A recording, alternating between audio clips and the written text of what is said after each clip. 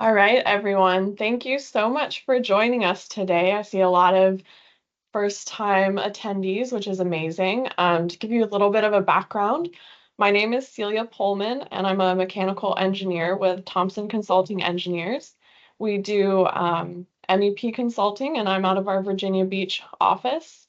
I started this Women in Construction speaker series back at the end of last year because I noticed a lack in our area of support of women in the construction field, both engineering, architecture, contractors, etc. And I know that there's a huge drop off of women in the field without this kind of support once they hit around year 5 to 7 of their careers. And I wanted to make sure that we do everything we can in this Hampton Roads area to support and grow the women in our field, and help the men who work with us understand our experiences and how we can all work better together. And as part of that, I started a speaker series where I talk to highly successful women in our field. And this month's speaker is Morgan Speight, and she is a partner and principal structural engineer at Speight, Marshall and Francis. Morgan has been an integral part of the SMF team since she joined the firm upon graduating from ODU with a bachelor's in civil engineering in 2014. She hit the ground running in 2019 and became a licensed professional engineer in Virginia and Washington, D.C. Her passion for engineering runs deep, and she describes engineering as an art where she can flex her out-of-the-box thinking on creative solutions to her clients' needs. Morgan is experienced in a variety of projects, including hotels, schools, healthcare, multifamily apartment, mixed use, and she's built a strong client relationships rooted in clarity and consistent communication. Her expertise can be seen in her quality construction documents and solid project management, and she currently mentors several EITs to ensure that the Speight, Marshall, and Francis values of quality and collaboration are extended to all team members. In 2022, Morgan became a firm partner, and she welcomes opportunities to expand her knowledge of industry trends and innovation and sustainability and translate them into success stories for the entire team. Thank you, Morgan, for joining us and giving us your time this afternoon. We really appreciate having you on. Is there anything else you'd like to say about yourself or what Speight, Marshall, and Francis does? Yeah, hello everyone. First, I just want to thank, Thompson Engineering, Celia, Megan for putting this together. It's a really great speaker series and it's every month. So everyone should sign up for the other months and watch the other videos. It's just been a lot of great women and really fun to hear from everyone. So yeah, I'm a principal structural engineer at Speight, Marshall and Francis. We're located in Virginia, but we're licensed to do work all over the country. So it's been pretty cool working in other states and understanding their building codes and everything. I graduated from Old Dominion University. Growing up, I wasn't the kid that really knew what I wanted to do. It went from fashion designer to vet, and now I'm a structural engineer. So the variety is there. Um, I was constantly changing my mind, but when I was in college, I found myself majoring in math and minoring in physics. Didn't really know what I would do with that, but knew I had to figure it out. So one summer, I took a intro to engineering course at the local community college, and I loved it. The problem solving aspect of engineering really drew me in. And the rest is kind of history. I've been, around for 10 years, and it was just, it's been really fun. And I feel really lucky to have been around this long and worked with so many great people. Um, during those 10 years, I married an amazing human, and we have a really sweet dog named Maya. And I don't know if you can tell, but I am very pregnant. I'm 8 months pregnant. We're having a baby boy in about a month, and we're really excited for that. Awesome. Yeah, thank you. And for everybody who's watching, we have a meeting chat going on. You can feel free to ask any questions of Morgan that you have um, as we go along. You've already got a congrats in there. Thank you. And there's also a Q&A function. You can feel free to use that as well. Um, the format we're going to do is Morgan and I will talk a bit about some of her experiences and focus in on her mentoring and internship program. And then towards the end, we'll open it up to audience questions. And we had a lot of people submit questions during registration, so I'll try to hit on those as well, and we can bounce back and forth. But in general, if you've got questions as we go, enter them in the chat and we'll be paying attention. So, all right. Yeah, you've got a lot of congratulations in the chat, Thank you, Morgan, if you can't everyone. see that already. I appreciate it. We're really It's very excited. exciting. Yes. So I guess you said that you were doing physics and math. So what in the end ended up drawing you into structural engineering? So my dad is a structural engineer, for those of you guys that have never met him, Danny Speight. And, subconsciously, I think that he never was like, you have to be an engineer, to me or my brother. And but I think subconsciously it impacted me because he's so passionate about structural engineering. Um, but then back to the school part, the other part, I fell in love with statics. It was one of my favorite. When I took statics, I was like, this is my favorite class. Oh, wow. And I really loved it. And I've always loved school. I've loved learning, but statics specifically, I was like, this is such a fun class, such a, I just really drew in my passion. But I think my dad growing up, seeing someone that, you're around every day that passionate about something, it's bound to rub off on you. And he would take us to job sites all the time as kids. Don't tell OSHA. And we'd be driving around in the car. He would be pointing out buildings, being like, I designed that. And he'd tell us all about the building, all about the project. We had this thing at our school, which was take your daughter to work day. And I would always go with him. And, it was really fun. And, he's still obsessed with it. And it definitely inspired me to pursue engineering and specifically structural engineering. But I think the genes were there. Yeah, yeah. That's awesome. Speaking of construction sites, do you have one that like stood out to you really strongly, both like when you were a kid and then maybe right now that you've actually worked on?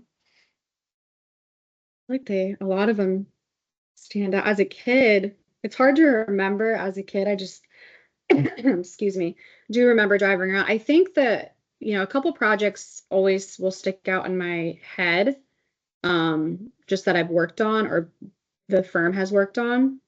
One being the Granby Street project, the Leaning Tower of Granby in Norfolk. If you don't know about it, definitely Google Leaning Tower of Leaning Tower of Granby in Norfolk, Virginia. It's a very cool project. I didn't specifically work on that one, but our office was there at the site, learning about it all and just soaking it all in. It was really cool. A building was raised. I can't remember off the top of my head, but I think like 12 inches. It was leaning down one side. So that one always sticks out to me as a really, really cool project. And then another one that, is one of my favorites is Centera Cancer Center, the Brock Centera Cancer Center at Centera Lee in Norfolk, Virginia. It was the first job that kind of like rocked my world in the sense of it was a big project with lots of funky detailing, but also you got to see what thought process goes into the medical side of, a medical building, especially with cancer patients. And, we want, while they're getting their treatments done, we want to have a garden that they can look at and have different views and, building and designing these linacs, which are, 3-foot, 4-foot concrete thick walls. So there's just a lot of nuances that went into that project specifically. And I had a great mentor on the project, Steve Cowan, who really guided me through. It was kind of a big awakening, not an awakening, but just he really helped me become a better engineer on that project. In the sense, it was a little out of my league, and he pushed me to be better. And so that one will always stick out to me. And then also during that time, my grandfather passed away from cancer. So it's kind of like, a full circle where now there's a build that I was a part of, a project I was a part of that will ultimately help people get treatment and hopefully go into remission from cancer. Oh, yeah, that's amazing. That's really cool to be part of and have that personal connection, unfortunately. But Yeah. And I know um, pretty much everyone's impacted by cancer. So it's just, mhm. having those facilities in our area and will always just better improve, hopefully, the treatments. And we're getting step closer to not having cancer around. Yeah. Um, so we've got a lot of questions already coming in, and I'm going to try and tie some of that into what we're talking about at the start here. Um, one question was asking about some of the challenges you've faced in the industry and how you've handled them. And I'd kind of like to talk about also the mindset towards women in our industry and how that has improved over the years and what your experience has been in that direction. Yeah, so over the last 10 years, we can see it improving, and it's because of, the generations before us. They've definitely paved the way to, knock down barriers and make sure that, women are seated at the table. Feel very lucky to know and work with. Also, there's a jet going over, so I don't know if you guys can hear that. That's all right. I can't, so I'm Okay, sure you're fine.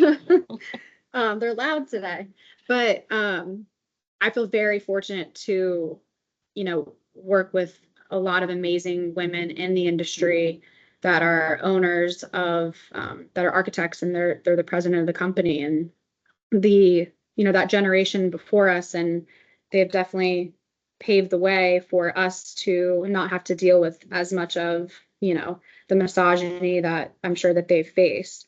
In my experience, 99% of the time, if you're respectful and know what you're talking about, you're going to, get that respect back. There's definitely been situations in my career where there is, still some misogyny present, but generally people are not trying to be malicious. And there's two stories. I have two quick stories of that. There's, you have the situations where, I mean, I get called Mr. Speight on emails. It's still to this day, just people that I haven't met yet in person, and they're just like, sir or Mr. Speight. And, it just is what it Like, is. that's my And dad, that's not me. I'm like, wait, maybe I will just claim to be Mr. Speight and be the president for the day. um, but yeah, so, and yeah, I have Morgan. Someone commented Morgan's a unisex name. It definitely Hmm. is, and that doesn't help. But then, yeah, I've had someone even with a daughter named Morgan be like Mr. Speight. But it's always fun meeting them in person and being like, surprise, this is what you get. But when I first started, it was pretty intimidating to kind of say something. You're just like, oh, I'll just leave it. Like they're not being mean. But then, you don't want them to make, you want them to learn from it too. And it doesn't have to be a big conversation. So, I mean, I had a contractor one time, he kept calling me sweetheart. So he would be like, he was older, he's probably in his like upper 60s, 70s, and he just kept calling me sweetheart. And so obviously he's not trying to do it with bad intent. He even, he's a nice guy, just did not seem, but it's also not appropriate. But I called him one day and I was just like, hey, I don't want to come off a certain way, but calling me sweetheart in front of people, and just to me, it's just not the most appropriate. And I know you're not trying to be malicious, but my name's Morgan, and I really would like to be addressed that way. And of course, he apologized and was like, you just remind me of my daughter. It was like a whole thing, but just making sure that while you just don't let certain things slide, but you don't have to be, not everything is being done in a bad way. And Right. helping people learn, from that. Yeah, that kind of gets to the inherent biases that there Yeah. still are in the industry, and it's not something that people are necessarily going out of their way to decide to say something that hits you in a Yeah. certain way, but it's just the industry as a whole historically has been the women are maybe the receptionists or the secretaries, and so Oh some yeah. people are still expecting that in the back of their minds rather than expecting to see Mrs. Speight as the structural engineer. Yeah, and I mean, I've been called, John's assistant. Oh, you must be John's assistant. And and you're just like, no, I'm actually the structural engineer on the project. And it just, it's, people are learning too, and it's unfortunate that's still a thing. But like I said, the women before us have done so much of that work to help us get here. Um, and that all we can do is continue to make it better for future generations, and just Yeah. make sure that, hopefully he's not running around calling people sweetheart again, even though it wasn't that big of a deal, saying something, in a way that, he can understand and not attacking him or anything. I feel like hopefully he learned and is not doing that. Yeah. And we have a question in the chat. Do women get offended when other women call them something like dear? Um, and I think that's definitely a person to person kind of Yeah, thing. it's So definitely. if you have a relationship with somebody where they're comfortable with that, same with like Morgan, what you were experiencing with a sweetheart, maybe somebody else is fine with that, but it's, person to person, you have that conversation when it comes up. Yeah, definitely. Yeah, I think it's also women to women. It depends too on how it's being used. Hmm. Because it's not just men that can be disrespectful. I mean, unfortunately, I've had experiences where, older women have sometimes been, um, you know, put me down or like tried, been, I don't know, just talked down to me or been a little disrespectful. And you're just like, wait, we're in this together. Like, I want to look up to you. Like, I want to be able to come talk to you about certain things. Hmm. Um, it almost felt, and that's in specific situation, it was an old coworker, and it almost felt like, yeah, I was getting like hazed a little bit about like, okay, Yeah. she went through this, so I have to go through this. And it's like, wait, no, but like once again, just having that conversation professionally and Hmm. coming from a place of trying to, teach and learn is my biggest piece of advice with that type of stuff. Yeah, absolutely. Um, let's see. Let's talk a little bit about, I guess, following in your father's footsteps and how doing that has impacted how you carry yourself in the industry. Maybe a feeling the need to prove yourself, like you deserve this spot that you have, this position that you have as an engineer, and not just because you're Danny's daughter. You are a successful engineer for a reason. Um, can you speak to that a little bit? Yeah, luckily, I've never felt that pressure to prove myself from the outside. Because, just because of who my dad is. I mean, the Speight name definitely comes with a weight, in our local area of, oh, okay, Speight, like Danny Speight, who, is an engineer who, he loves his clients and everything. But I've never, felt that from the outsiders. I definitely put pressure on myself in the beginning Hmm. I have to live up to this legacy of being Danny's daughter.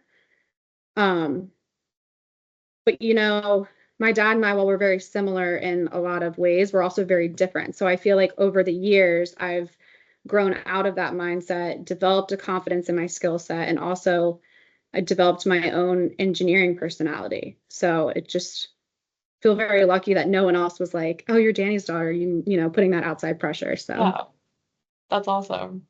Um, and I want to tell everyone in the chat, thank you so much for continuing the discussion and adding your own advice and input on these subjects. I think that's kind of highlighting the purpose of these meetings as well, as to get a group of people supporting each other and building each other up and, doing the best that we can.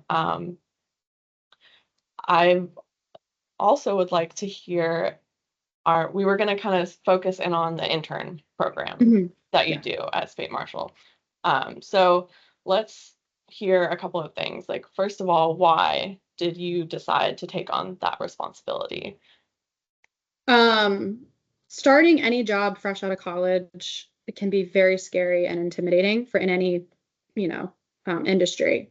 But and for me specifically, that my first year working as an engineer, it was not easy. The transition, you're working with family, which has so many pros and still has some cons. And luckily, my dad and I figured out a good balance between professional and personal, making sure that there is a divide, so it's not just work 24/7. Yeah. Um, but starting out, you're going into this industry. It's you almost, especially in engineering, you're learning. It's a whole new language. It's a whole new way to operate, and they don't teach you that in school. Like, yeah, you learned some of the terminology and everything, but the way that the industry is outside of college it's different. Yeah. So it was definitely scary for me, but I was very thankful. One of the pros of working with my dad was, I could go to him with any question. I could be fully transparent. I could be fully open and just say, I don't know what I'm doing here.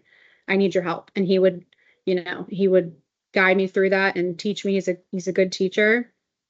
And I think when we were working with our interns, I was like, everyone needs to have that Mhm. type of, comfort in their, especially in the first few years, maybe in their whole Yeah. career, but if to learn, like I couldn't imagine having, feeling intimidated or scared to ask a question because, you don't want to be wrong. You have to be, especially in structural engineering, you have to be really humble because if you don't get an answer and you make a mistake, like people can die, like things can fall down. And while Mhm. there's protocols at Speight Marshall that prevent that, there's so many checks and balances.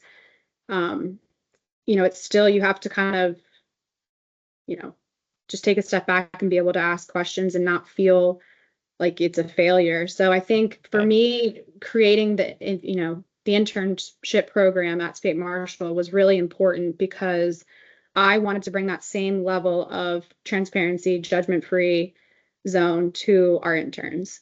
Mhm. Um, and I think it has really helped them evolve. We luckily have hired two engineers through our internship program, and it's been great. They're awesome. They know us, we know them. Mhm. We have, while I'm still a principal, we joke with, like, all the principals joke with them. Like, it's a very fun environment because we know how serious the industry is. Why do we need to make this environment, more serious and scary? Yeah. Yeah. um, but yeah, just that's what really kind of inspired the internship program. We had one in place and it was great, but I just really wanted to make sure that, you know, let these essentially kids be able Mhm. to ask any question and have that open, honest conversation and have that open door policy and just making sure that they're learning while, still having fun. Yeah, that's so important because even if you don't hire all of your interns as engineers down the road, somebody will, right? Oh And so yeah. you're helping to grow future engineers in general, which is super important. Yeah, we've had, engineers that have, we're like, they're going to be doing aerospace engineering and they've Mhm. gone different routes. But what we can do to help them become more confident and to better themselves, like that's our goal. You're not the company itself, like, well, you're not going to get work out of these interns per se. Like you're not going to, but it could set up a good route to work at Speight Marshall, or you're going to go work somewhere else. And we want to make sure that whatever experience you have at Speight Marshall, you're Mhm. benefiting, not only bettering yourself, but also you're better for whatever future company you work for. Yeah. Yeah. So what are some things that make a really successful intern program in your mind? Because I know there can be some where, yeah, you just hire somebody and they're there, but what makes it Yeah. a successful summer with an intern? Um, Being real about the day to day, having also having variety. So, in our office, we have a couple of departments. We have obviously engineering where they're going to do design. We have a drafting scenario where we do Revit and AutoCAD. So having them learn those programs and build models and be involved in that because that's a huge part of what we do. Hmm. And then we also have our special inspections, Agent One. And so they've been going out and shadowing our inspectors and seeing what they do. So that way they can see the full process of, okay, it went from an idea to put on paper to actually being built. And I think that's really important for them to see. But also, they see the hecticness of, oh, we, got an RFI and they need a response in 2 hours. So, making sure that they also understand that um, it's just they need to understand what it's going to be. It's beneficial for them because they can be like, I don't like working in an office. I might want to be an inspector or Hmm. might want to be in the field more and, helping them kind of see what they like um, with the day-to-day work and also being organized, just making sure that they're busy, but also keeping them on their toes. Like there's some Yeah. weeks where they're in the office the whole week, but then there's other weeks where hey, I got to go do a full inspection of a condo, a whole Mhm. building. Like they're coming with me. Like I need their help. So it's that good balance of just kind of seeing how the office actually functions. Yeah, and do you generally have like one engineer that's kind of tied to one intern, or do they float around to everyone in the office and kind of collectively help them? Everyone's involved. It's yeah, we're all involved with, their day to day, checking in. If, we have something called the teal table in our office. It's a huge table where we can all gather around. If Danny is reviewing a project with someone, he'll be like, grab the interns, grab this person, this engineer, grab everyone, Mhm. and just pull them away to go through a lesson and to talk them through stuff, or, someone will need them to, need help with them. So it's everyone's involved. There's definitely a organized process behind it. They're not just like running rampant around our office, but um yeah, I'll get messages being like, hey, can they come to this meeting with me? I think it'll be a cool experience, or I'm going to this job site. So they get, a ton of experience, and they get to work with different personalities, which I think is Mhm. really important. We're all human and very different. And I think Yeah. it's good for them to see, and for, the engineers in our office to also meet them if they do come work at Speight Marshall, and just get to know them better. Right. That's a very good way for you all to kind of influence the younger generation in general, and then, your office culture as a whole and what you would like it to be and like to see it continue to be in the future. Um, and I Mhm. guess, have you seen that working culture kind of shift at Speight and Marshall throughout the years as you've done that? Yeah. It's continually evolving and becoming better. At its core, it's always been a very fun, but also hardworking environment.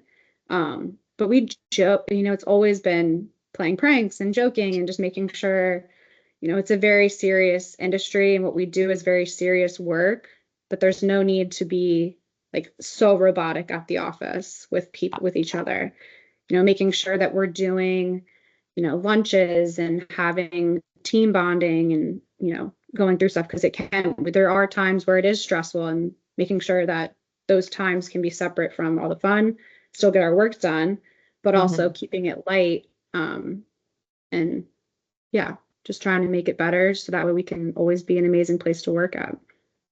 Yeah.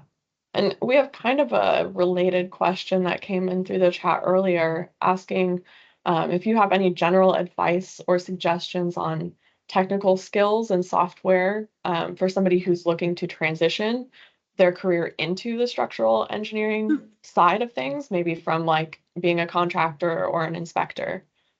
Yeah, definitely. So there's multiple programs that we use for what we do. Revit is the drafting modeling. So that's huge to know Revit. I don't know if the person's a student, but I know there is a student version of Revit, which I think is free. Um, and there's 1,000 tutorials on YouTube, which are fun to watch and learn things. So that's a 3D modeling program that we use. For the engineering programs, we use RAM structural systems, elements, TEDS, some Recip 3D. Um, and then, yeah, they're just knowing that program. Then we use Teams, which everyone's on. Yeah. But um, I think that answers the question. Actually, I'm not sure if it did. Yeah. And I guess, would you recommend that someone who's trying to transition their um, career into structural engineering maybe spends some tries to do some shadowing time or something similar to what you do with the interns to give that experience?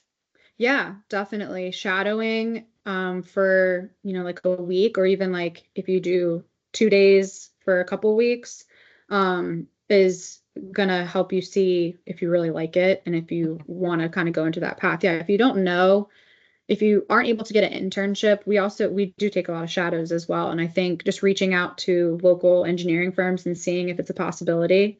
We also get high school students come in that, Yeah.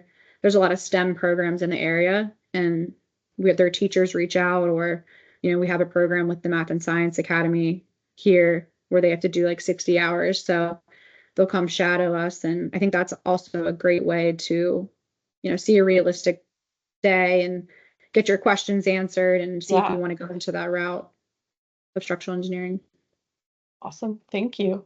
Can you expand a little bit more on what you do with the high schoolers? Because that's Oh, awesome, introducing them. As a high schooler, I don't think I heard about engineering specifically until maybe my senior year when people were asking what I wanted to go to school for, and I had to figure it yeah. out. Um, yeah, so we had a high school intern this year. I think he was, he's a rising senior. Um, and he just knew he was interested in engineering, but he didn't really know what type. So Hmm. he came into our office for a month, maybe 5 weeks, and just kind of part-time was there and followed people, went to job sites. He even did some Revit, some modeling on his own. Like he picked up on stuff. The younger generation is, I mean, they're way better at technology. I mean, it's crazy to me. And he picked up on, a lot of the programs really quickly and was able to do some hand calcs and yeah, so we accept, try to accept as many people as we can just to help, shape the future and help young people determine what they want to do, especially if they're interested, if they know they like engineering. There's so Yeah. many different types. It's such a broad, Yes. you can do so much. Like even if you major in civil engineering, you can become a lawyer, you can become a construction Right. law, or go to Right. law school. That's Um, true. Yeah. so there's so many different routes. And I think, like you said earlier, like we didn't know a lot about that growing up. I feel like with the internet and technology, it's, you can figure out maybe which route, but it's also good to go somewhere into an office and see if you like it. Hmm. Hmm. Definitely. Yeah. And so I'm gonna play off of chat questions again a little bit and ask you, what you see for your future in the next 5 years or so, but also, um, you're probably one of the younger principals, I believe, at Speight Marshall, and so you're growing your voice in the industry. You're going to be having a direct impact on the company moving forward. And so, what vision do you have also for Speight Marshall in the future? Um, it's crazy how quickly 5 years um, goes Yeah. goes by. So yeah, being here 10 years, I'm like, wait a second, now I'm pregnant. I'm like, wait, I'm just a teen mom. Like I have no idea. So, no, but yeah, it's crazy how quickly 5 years happen. So, but I honestly, in 5 years, I hope to, still continue being, growing and as an engineer and, I'm going to be a mom. So that's going to be a whole different transition. Mhm. Yeah.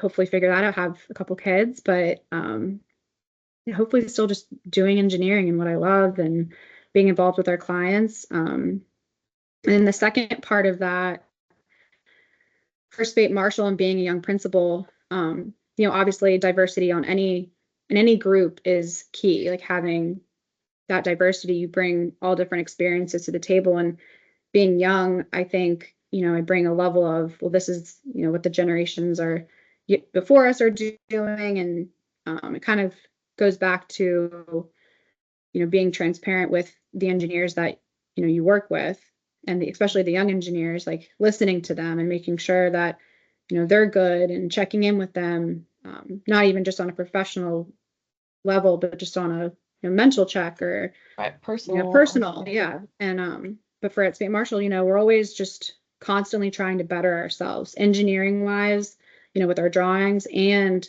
with our office environment and with our policies. And, we always joke our biggest competitors ourselves because you can't worry too much about what other people are doing if you are just constantly trying to evolve into your own.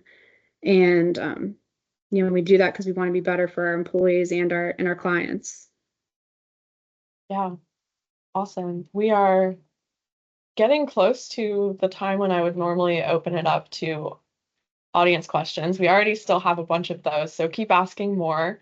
Um, and Morgan, before I jump into the questions we had from people registering, what advice do you have for young professionals who are looking to grow themselves and find their passions in what they do?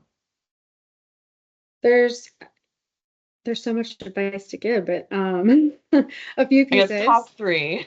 Top three. Okay, okay. So, if you're in college now or in high school or younger, or whatever you're doing, start looking for internships early in your college career, because if you know you want to do engineering, like we've touched on, there's so many different types, and having that real world experience will help you. Um, don't be afraid to ask questions. I think that's really key. You have to, you know, put away your pride a little bit sometimes. If you don't know something, say something, because somebody else that you're working with might not know it either, and then maybe you guys can all learn together. It can definitely be intimidating, but you're not expected to know everything, and that's okay.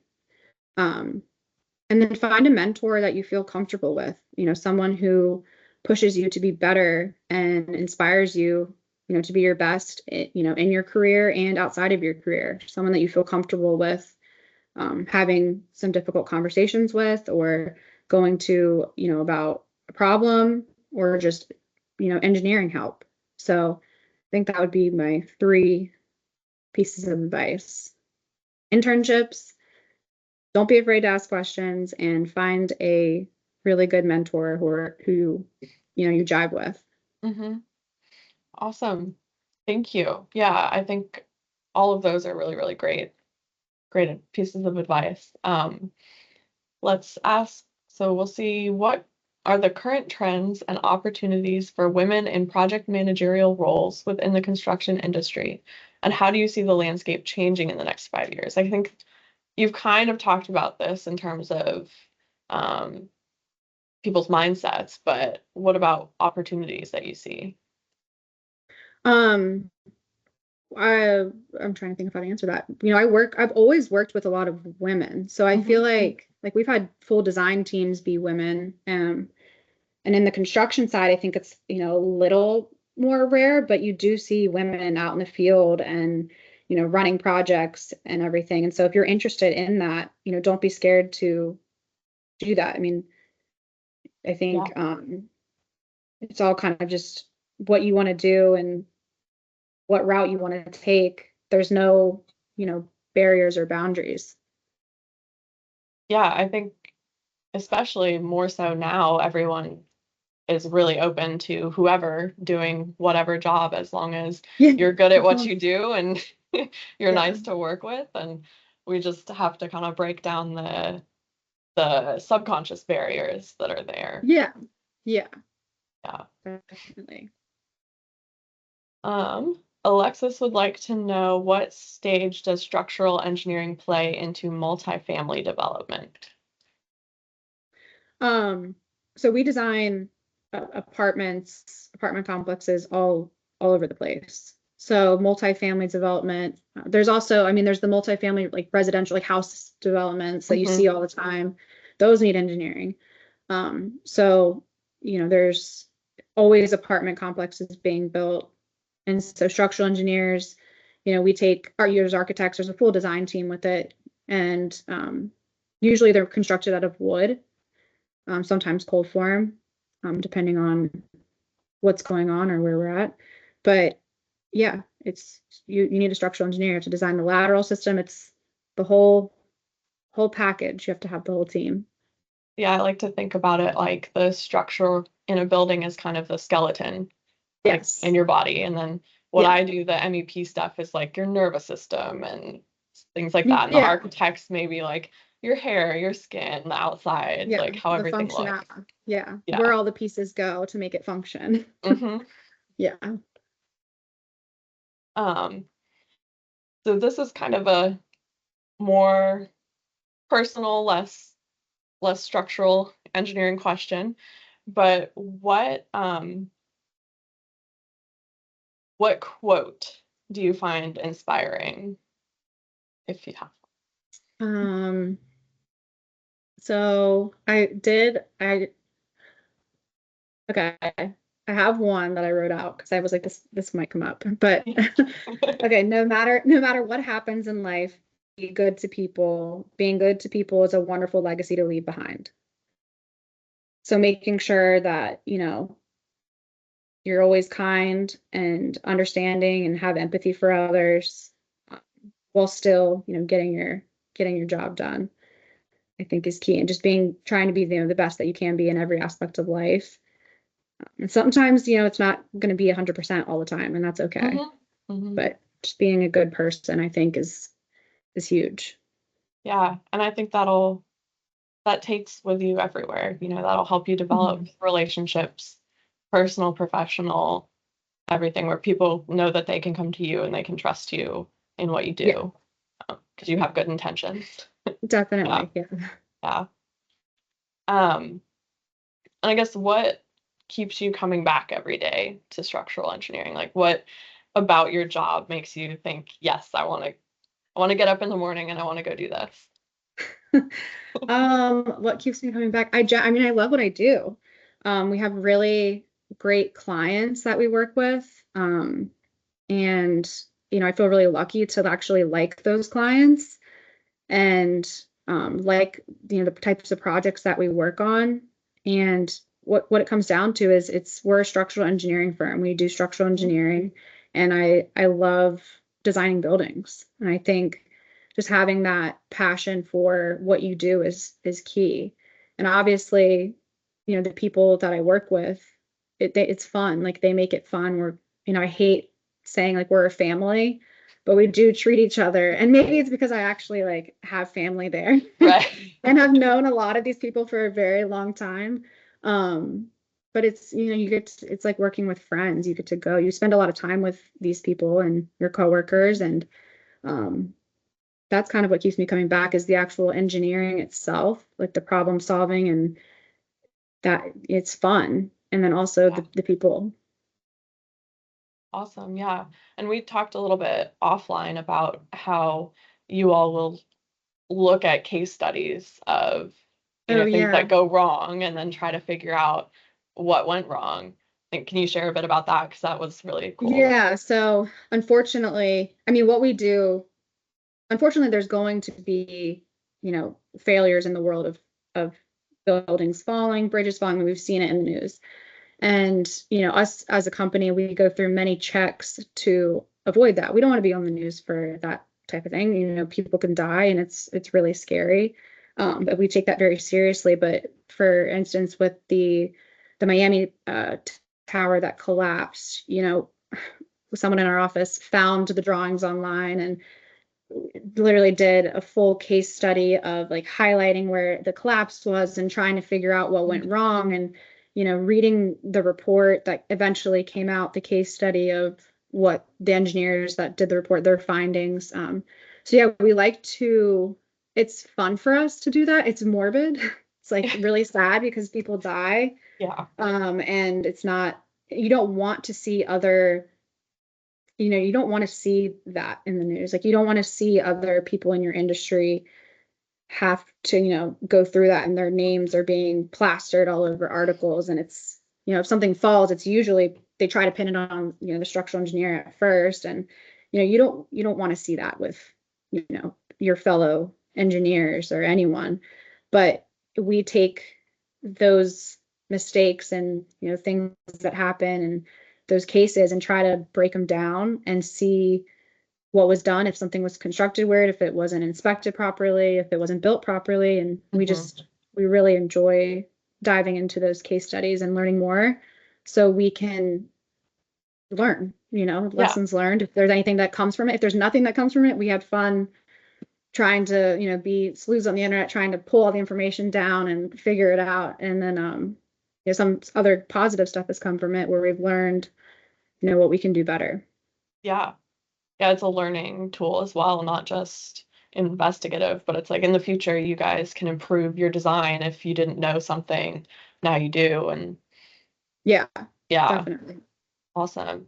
Um, Is there somebody in the history of structural engineering who inspires you? I know this is a tough question to just pull a I think name. it's pretty clear. No, I think my dad has definitely been the biggest inspiration. I'm not sure if they mean like the history of engineering, but definitely my dad for me personally. Yeah, that's awesome. We have a question in the chat. If you have any recommendations for organizations for women in leadership in construction roles, not necessarily engineers specific, but in the industry in general. And we have someone has mentioned NAWIC, which we've spoken about before on this. But yeah, do you have any other organizations that you're part of or that you know of that you would recommend people look into? It's what is the one? I'm not a part of it right now, but there is one. The acronym has slipped my brain. I cannot remember it, but I can get back to that person if they want. But I do, I know you guys starting this even has been really helpful, and I do, think it's important to join those organizations. Gosh, I cannot think of the name of the one. Would you be willing to have people connect with you on LinkedIn and reach out with those kind of Oh yeah, questions? And then you can, okay. Yeah, so everybody, you can definitely. message Morgan on LinkedIn. Oh, someone suggested Crew. Was that maybe? No, No. it might even just be one local to Virginia or to the Hampton Roads area. We And have I cannot, talked, cannot think of it. yeah. Sorry, when you get it, we'll share with the group. Yeah, definitely. Crew is another good one though that is in our area and I think international, so that's a big one. It has to do with women in real estate. And then oh there is Oh, that's also local. young architects, I think, as Yeah, well. And you're part yeah, of that, right? yeah. I'm a part of YAF, which is the Young Architects Forum. And that's a great community to be a part of. Even though I'm not an architect, Mm-hmm. it's so fun, and yeah, you get to meet a bunch of people, and you know, that's a great organization to be a part of. I cannot think of this one. This is gonna drive me nuts. That's all right. Um, while you think about that, um, I know we talked about software programs that you use as a structural engineer. Is there anything that you use for organizing your project management? Yeah.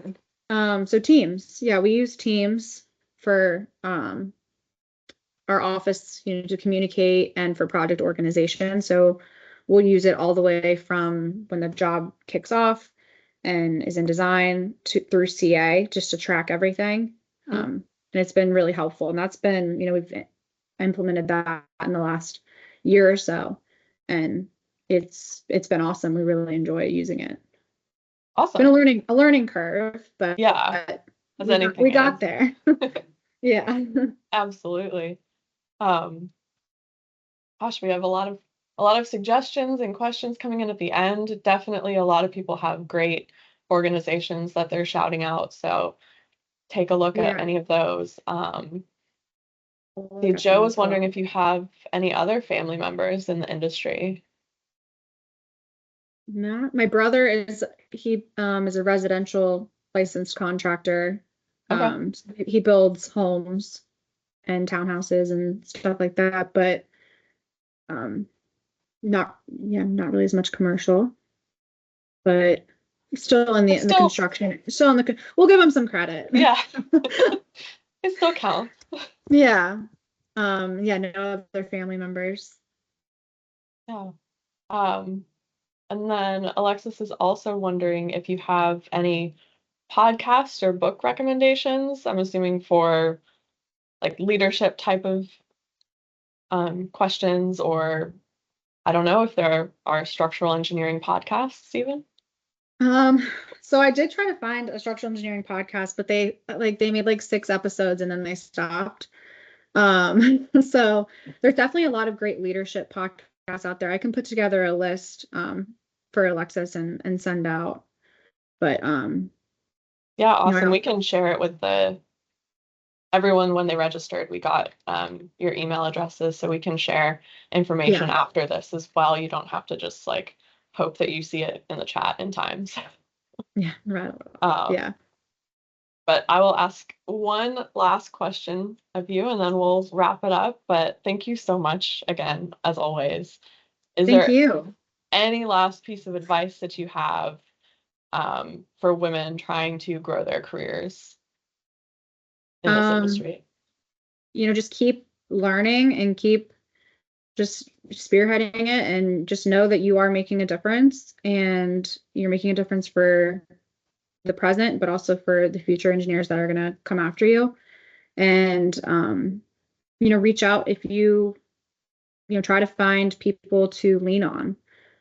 Because, there are times where, weird things will happen, and, I'll either have my coworkers, my husband, my friends, and, family, like, leaning on them. I try not to complain too much about certain things to my dad, because, you don't want him to be like, who's messing with my daughter? But, find people, find, your group, your tribe that you can lean on for during, times that are tough, in your professional life and in your personal life. And I think, that helps, you grow as a person and become your best self.